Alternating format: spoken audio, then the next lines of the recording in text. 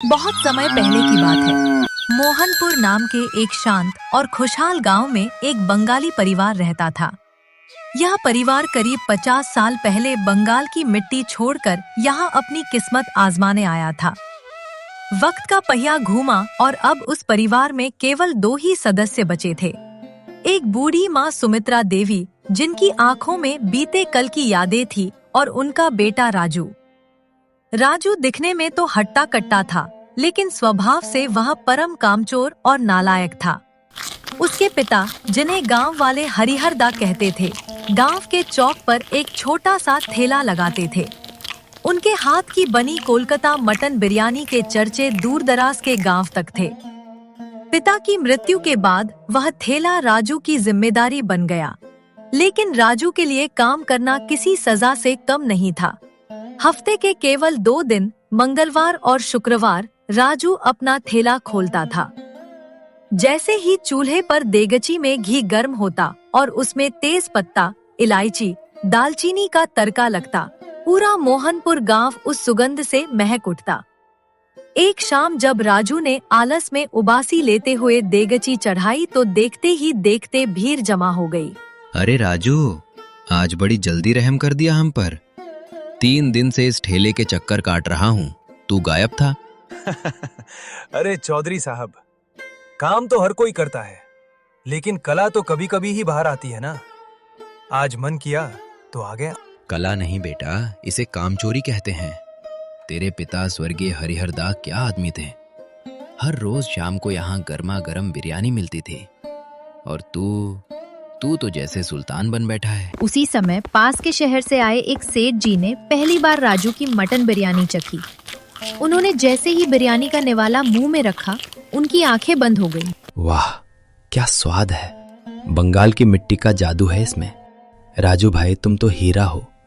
अगर तुम रोज दुकान खोलो और शहर में अपनी ब्रांच डालो तो तुम हफ्तों में लखपति बन जाओगे। आखिर हफ्ते में सिर्फ 2 दिन क्यों? सेठ जी, पैसा तो हाथ की मैल है। बाकी के 5 दिन मैं सोता हूँ, नदी किनारे टहलता हूँ और दुनिया को देखता हूँ। ज्यादा काम करने से चेहरे की चमक फीकी पड़ जाती है। दुकान बढ़ाकर जब राजू घर पहुंचता तो उसकी बूढ़ी माँ सुमित्रा देवी उसका इंतजार कर रही होती। माँ की कमर झुक गई थी, लेकिन उनकी जुबान और ममता अभी भी जवान थी। राजू, आज फिर सिर्फ 2 घंटे काम करके आ गया। घर में राशन खत्म हो रहा है, छत से पानी टपकता है, उसे ठीक कराने के पैसे नहीं है तेरे पास। माँ, तुम भी ना। आज जो कमाया है उससे 2 हफ्ते का खर्चा निकल जाएगा। क्यों बेकार में थकना? जीवन जीने के लिए है, गधों की तरह खटने के लिए नहीं। बेटा, हुनर ईश्वर की देन है। तेरे पास तेरे पिता का आशीर्वाद है। लोग तेरे हाथ की बिरयानी के पीछे पागल हैं, लेकिन याद रखना, लक्ष्मी उसी के घर टिकती है जो मेहनत का आदर करता है। तेरा ये आलस एक दिन तुझे बहुत भारी पड़ेगा। राजू ने माँ की बात अनसुनी कर दी और अपनी चारपाई पर लेटकर जोर जोर से खर्राटे भरने लगा। उसे अंदाजा भी नहीं था कि उसका ये आलस जल्द ही एक बड़ी मुसीबत बनने वाला था। अगले दिन सूरज चढ़ चुका था, लेकिन राजू की दुकान नहीं खुली। गांव के लोग जो अपनी जीप पर उस मसालेदार बिरयानी का स्वाद लिए आए थे, मायूस होकर लौट गए। तभी कल वाले परदेसी सेठ जी उस ठेले के पास आए।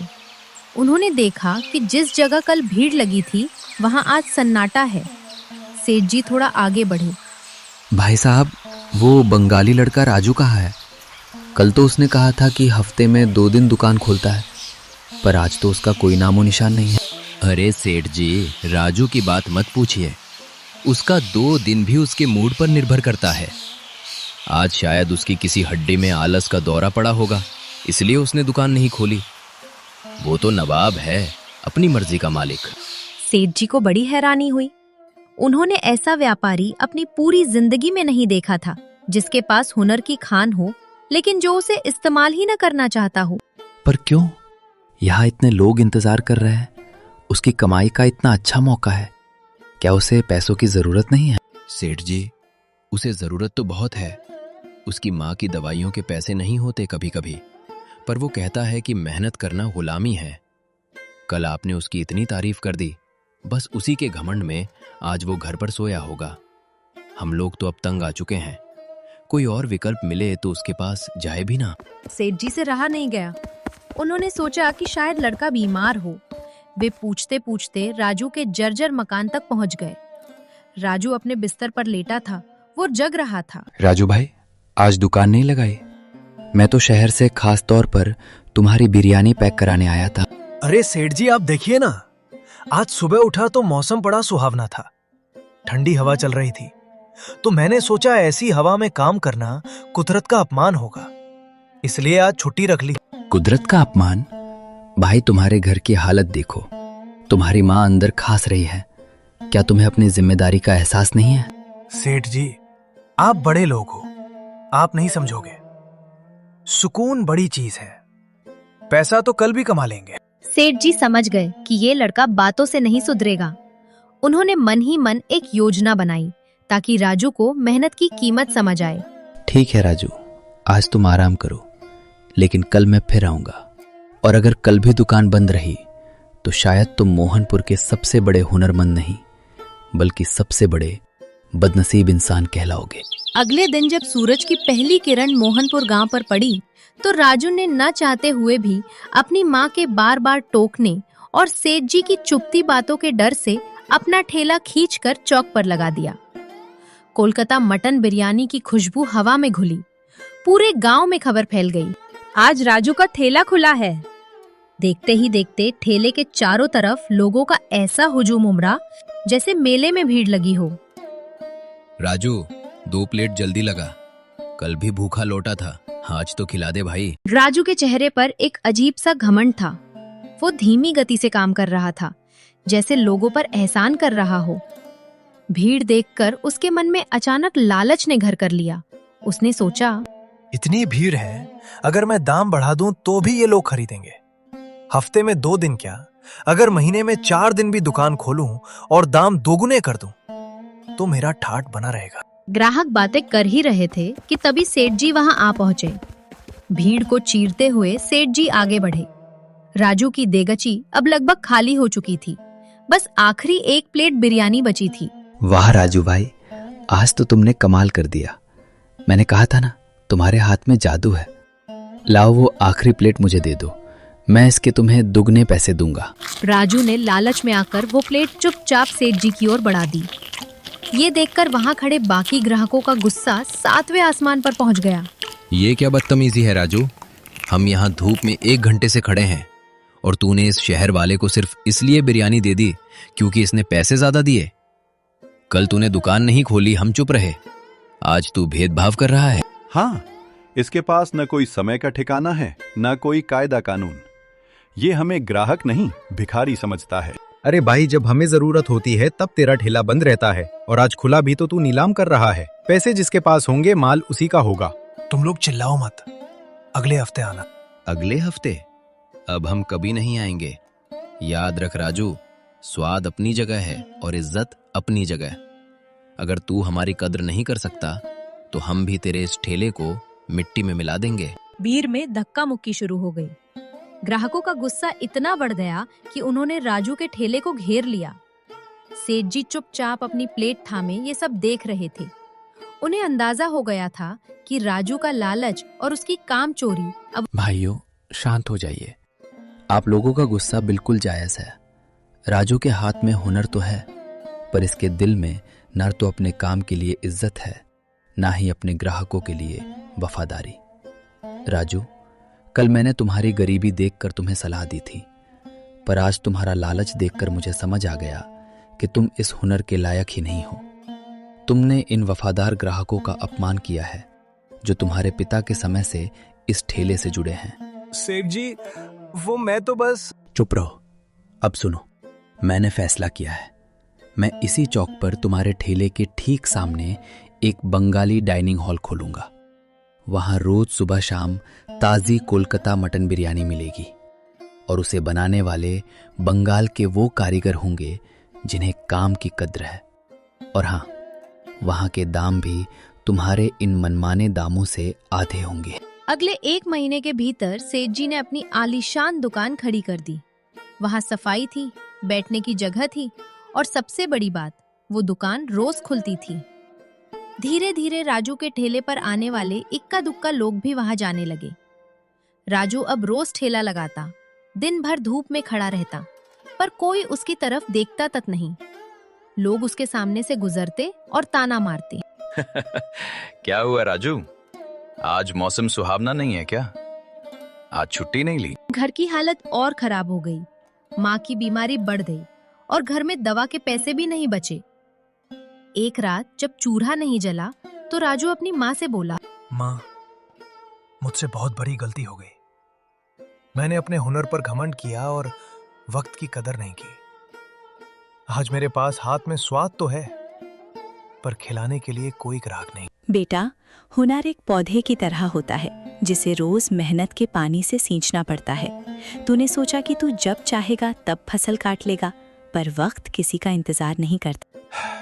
मैं हार गया हूँ। सेठ जी की दुकान पर इतनी भीड़ होती है कि अब मेरे ठेले की तरफ कोई मुड़कर देखता भी नहीं। कल गांव के लड़के मेरा मजाक उड़ा रहे थे। अब राजू की बिरयानी सिर्फ उसके खुद के नसीब में बची है। बेटा, हारता वो नहीं जिसकी दुकान बंद हो जाए, हारता वो है जिसकी हिम्मत टूट जाए। तूने सोचा था कि तेरे पिता का नाम और तेरे हाथ का स्वाद तुझे ताउम्र बिठाकर खिलाएगा, पर तू भूल गया कि तेरे पिता उस स्वाद के लिए सुबह 4 बजे उठकर मंडी जाते थे। पर माँ, अब क्या फायदा? अब तो सब बिगड़ चुका है। लोग मुझसे नफरत करते हैं, कहते हैं कि मैं लालची और कामचोर हूँ। लोग नफरत तुझसे नहीं, तेरे बर्ताव से करते हैं। देख बेटा, हम बंगाली यहाँ आए थे तो हमारे पास सिर्फ ये हुनर था। तेरे पिता कहते थे कि ग्राहक ईश्वर का रूप होता है। तूने ईश्वर का अनादर किया। जब उन्हें भूख लगी थी तो सोता रहा, जब उन्हें वफादारी चाहिए थी तूने पैसे के लिए अपनी आखिरी प्लेट बेच दी। माँ, मुझे माफ कर दो। मैंने अपनी जवानी आलस में गवा दी। अब मेरे पास न पैसा है न इज्जत। मुझे समझ नहीं आ रहा कि कल सुबह क्या करूंगा। घर में आटा भी नहीं है। कल सुबह तू सूरज से पहले उठेगा। तू दुकान नहीं बल्कि लोगों का भरोसा जीतने जाएगा। हुनर तेरे पास आज भी है, बस उसमें मेहनत की खुशबू मिला दे। जा सेठ जी के पास जा, उनसे माफी मांग और कहे कि तुझे अपनी दुकान पर एक मौका दे। चाहे बर्तन मांजने पड़े या सफाई करनी पड़े, पर अपने अहंकार को उस देगची में झोंक दे जहां बिरयानी पकती है। राजू और माँ के बीच ये बातचीत आधी रात तक चलती रही। माँ उसे उसके पिता के संघर्ष की कहानियां सुनाती रही, कैसे उन्होंने एक एक पैसा जोड़कर वो ठेला बनाया था। राजू को पहली बार एहसास हुआ कि उसने सिर्फ एक दुकान नहीं खोई थी, बल्कि अपने पिता की विरासत को मिट्टी में मिला दिया था। माँ, अब तुम देखना, मैं कल से एक नया राजू बनूंगा। अब ना आलस होगा ना वो झूठा घमंड। मैं वापस अपनी जगह बनाऊंगा। अगली सुबह वो सेठ के ढाबे की तरफ निकल पड़ा। वहां पहुंचकर बोला, सेठ जी, मजाक मत उड़ाइए। कल रात मेरी माँ ने मेरी आंखें खोल दी। मुझे समझ आ गया है कि मैं कितना गलत था। मेरे घर में दाने नहीं है और माँ बीमार है। मुझे काम चाहिए, कोई भी काम। इतना सुनते ही सेठ के दिमाग में लालच का एक नया गणित चलने लगा।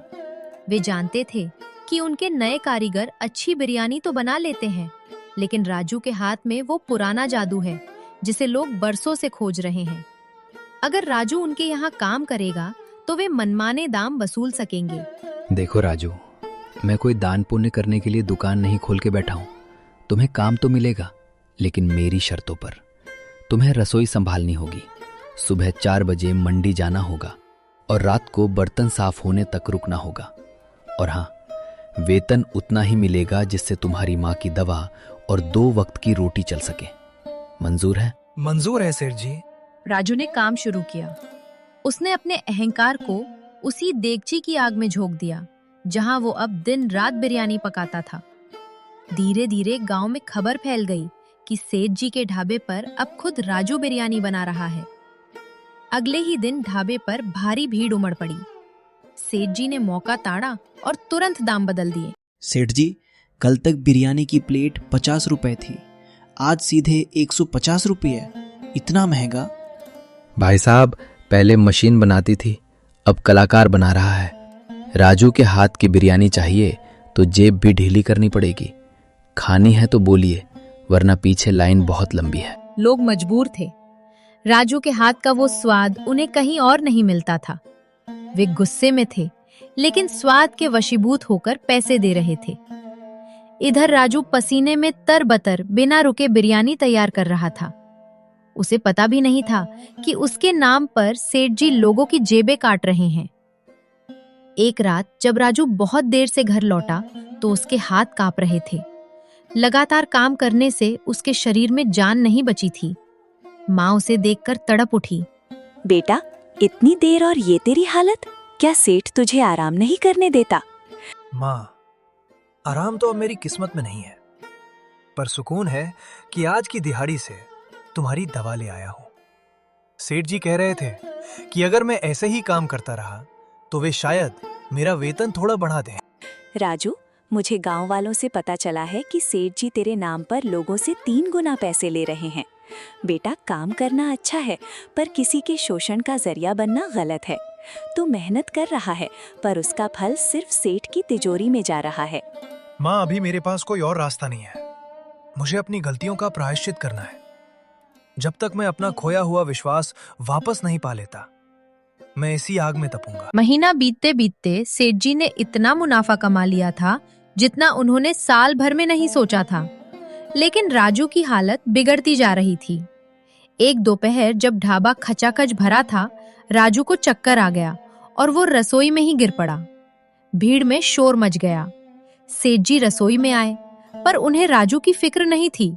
उन्हें फिक्र थी तो सिर्फ उन ऑर्डर्स की जो रुक गए थे। अरे उठो, क्या नाटक लगा रखा है? बाहर ग्राहक चिल्ला रहे हैं। ये कोई सोने का वक्त नहीं है। तभी गांव के ठाकुर रघुवीर सिंह बोल पड़े। बस कीजिए सेठ जी, ये लड़का 1 महीने से कोलू के बैल की तरफ पिस रहा है। आपने इसके हुनर का सौदा किया और हमें लूटा। राजू ने अपनी गलती सुधारी और मेहनत की, लेकिन आपने अपनी इंसानियत बेच दी। राजू थोड़ा हिम्मत करके खड़ा हुआ। सेठ जी, आपने मुझे काम दिया, उसके लिए शुक्रिया। लेकिन मां सही कहती थी, लालच चाहे मेरा हो या आपका, वो अंत में विनाश ही लाता है। आज से मैं आपके यहां काम नहीं करूंगा। कहाँ जाओगे? तुम्हारा ठेला तो कबाड़ हो चुका है। ठेला कबाड़ हुआ है सेठ जी, राजू का हुनर नहीं। हम सब मिलकर राजू को एक नई दुकान खुलवाएंगे। हमें महंगा डाइनिंग हॉल नहीं, राजू का वही पुराना ठेला चाहिए जहां स्वाद के साथ सम्मान भी मिलता था। मोहनपुर गांव की सुबह आज कुछ अलग थी। हवा में थोड़ी ठंडक थी, लेकिन राजू के सीने में पश्चाताप की आग दहक रही थी। वो गांव के मुखिया ठाकुर रघुवीर सिंह के घर चल पड़ा। अरे राजू, आज इतनी सुबह सुबह क्या बात है? आज फिर कोई नया मौसम का बहाना लेकर आए हो या सेठ ने काम से निकाल दिया? मुखिया जी, आज कोई बहाना नहीं है। आज सिर्फ एक हारा हुआ बेटा आपके सामने खड़ा है। सेठ के यहां काम करके मुझे समझ आ गया कि मैंने आज तक क्या गवाया है। मेरी मां बीमार है, घर की छत गिर रही है, और सबसे बड़ी बात, मेरे पिता का नाम मिट्टी में मिल रहा है। साफ साफ कहो राजू, क्या चाहते हो? मुखिया जी, आप तो मेरे पिता स्वर्गीय हरिहर दा को जानते थे। 50 साल पहले जब मेरा परिवार बंगाल से यहां आया था, तो हमारे पास सिर्फ एक पीतल की देगच्ची और कुछ मसाले थे। पिताजी ने दिन रात एक करके इस गांव को अपना बनाया। उन्होंने कभी किसी को खाली हाथ नहीं देने दिया। लेकिन उनकी मृत्यु के बाद मैं उनके संघर्ष को भूल गया। मैंने सोचा कि हुनर तो मेरे हाथ में है, ग्राहक कहां जाएंगे। इसी घमंड में मैंने कामचोरी की। सेठ ने मेरी इसी कमजोरी का फायदा उठाया, मुझे नौकर बनाकर रखा, मेरे नाम पर गांव वालों को लूटा, और जब मेरा शरीर थक गया तो मुझे दुत्कार दिया। मां कहती है कि अगर आज मैंने अपना ठेला फिर से खड़ा नहीं किया तो पिताजी की आत्मा मुझे कभी माफ नहीं करेगी। तो अब तुम्हारा इरादा क्या है? मैं अपना ठेला फिर से शुरू करना चाहता हूं, लेकिन मेरे पास एक पैसा नहीं है। चूल्हा बनाने, मटन खरीदने और पुराने कर्ज चुकाने के लिए मुझे कुछ रुपयों की जरूरत है। मुखिया जी, मैं आपसे भीख नहीं मांग रहा, कर्ज मांग रहा हूं। मैं वादा करता हूं दिन रात एक कर दूंगा, पर आपका एक एक पैसा सूद समेत लौटाऊंगा। राजू, पैसा तो हाथ की मैल है, मैं तुम्हें दे दूंगा, पर याद रखना, मोहनपुर के लोग स्वाद के भूखे बाद में है, पहले वे ईमानदारी के भूखे हैं। अगर तुमने फिर से वही 2 दिन दुकान वाला खेल शुरू किया तो इस बार मैं खुद तुम्हें गांव से बाहर निकलवा दूंगा। मुखिया से पैसे लेकर राजू तुरंत बाजार गया, मटन और मसाले लाया और अच्छे तरीके से कोलकाता मटन बिरयानी बनाकर ठेला गांव के चौपाल पर लगा दिया। लोग आए, बिरयानी खाई और मुंह से एक स्वर में निकला, अरे भाई, इसे कहते हैं असली कोलकाता मटन बिरयानी। राजू बेटा, आज तूने सच में अपने पिता हरिहरदा की याद ताजा कर दी। वही मसालों का संतुलन, वही घी की महक। सच कहूं तो पिछले 1 महीने से हम सिर्फ घास फूस खा रहे थे, आज आत्मा तृप्त हो गई। सही कह रहे हैं काका। उस सेठ के यहाँ तो सिर्फ दिखावा था, पैसे लूट रहे थे और स्वाद के नाम पर सिर्फ लाल मिर्च पाउडर खिलाते थे। राजू भैया, अब चाहे जो हो जाए यह ठेला बंद मत करना, हम रोज यहीं आएंगे। राजू, जो कल तक अपनी नजरों में गिरा हुआ महसूस कर रहा था, आज गर्व से भरा हुआ था। लेकिन ये गर्व अहंकार वाला नहीं था, बल्कि कृतज्ञता वाला था। वो हर ग्राहक को हाथ जोड़कर शुक्रिया कह रहा था। काका, ये सब आप लोगों का प्यार और माँ की दुआ है। मैंने बहुत देर कर दी ये समझने में कि मेहनत ही सबसे बड़ी पूजा है। अब जब तक इस हाथ में जान है, मोहनपुर का कोई भी इंसान यहाँ से भूखा या नाखुश नहीं जाएगा। इधर राजू के ठेले पर भीड़ उमड़ी थी, उधर सेठ के ढाबे पर कोई नहीं जा रहा था। सेठ गुस्से में थे और अपना सारा गुस्सा अपने कारीगर बंशी पर निकालने लगे। ओए बंशी, इधर आ। तू अपने आप को बंगाल का सबसे बड़ा रसोइया कहता था ना? तो फिर बाहर देख, उस राजू के ठेले पे लोग पागल हुए जा रहे हैं और हमारी दुकान में कुर्सियां खाली पड़ी हैं। तेरे खाने में वैसी महक क्यों नहीं है? क्यों लोग यहाँ कदम नहीं रख रहे? सेठ जी, महक मसालों और नियत से आती है। आप मुझे सबसे घटिया दर्जे का घी लाकर देते हैं, मसालों के नाम पर रंग और मिलावट डाल रहे हैं और ऊपर से चाहते हैं कि मैं वैसा स्वाद लाऊं जैसा राजू के घर के पिसे मसालों में है। जबान मत लड़ा। मैंने तुझे शहर से यहाँ नाम और दाम दोनों देकर बुलाया है। मुझे बहाने नहीं, धंधा चाहिए। आखिर कमी कहाँ है? कमी आपकी सोच में है सेठ जी। आप ग्राहकों को लूटना चाहते हैं और मुझे कम से कम खर्च में बिरयानी बनाने को कहते हैं। याद रखिए, जितने पैसे आप मुझे देते हैं उतने में इतना ही मिलेगा। अगर आपको शाही स्वाद चाहिए तो शाही खर्च भी करना पड़ेगा। अच्छा, अब तो मुझे सिखाएगा कि धंधा कैसे करते हैं। अगर काम नहीं करना तो दफा हो जाए यहाँ से। तेरे जैसे 100 रसोइये मेरी ठोकर पर रहते हैं। ठीक है सेठ जी, मैं जा रहा हूँ, पर एक बात याद रखिएगा, आप दीवारें खड़ी कर सकते हैं, पंखे लगवा सकते हैं, पर किसी के हाथ का हुनर और लोगों का प्यार नहीं खरीद सकते। राजू मेहनत कर रहा है और आप सिर्फ राजनीति। आपकी ये दुकान अब भगवान ही चलाए। इतना बोलकर बंशी कारीगर वहां से चला गया। सेठ अकेला रह गया। उसे अपनी गलती और लालच पर बहुत पछतावा हुआ, पर अब कुछ नहीं हो सकता था। उधर राजू का ठेला खचाखच भरा था। उसने अपने आलस को त्याग कर मेहनत का रास्ता पकड़ लिया था। उसने सीख लिया था कि हुनर उतना ही कीमती है जितनी उसकी देखभाल की जाए, और सच्चा व्यापारी वही होता है जो अपने ग्राहकों का सम्मान करे, उनके विश्वास को कभी तोड़े नहीं।